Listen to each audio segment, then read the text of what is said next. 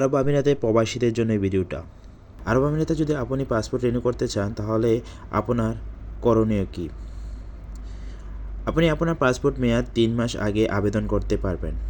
আবেদন করতে আপনার করণীয় পাসপোর্ট কপি, ইমারত আইডি কপি, অনলাইন আবেদন কপি। আর যদি আপনি ভোটার আইডি দিয়ে করে থাকেন তাহলে ভোটার আইডি বা এনআইডি কার্ডের ফটোকপি। এছাড়া জন্ম নিবন্ধন করে থাকলে জন্ম নিবন্ধন কার্ডের ফটোকপি আপনাকে লাগবে।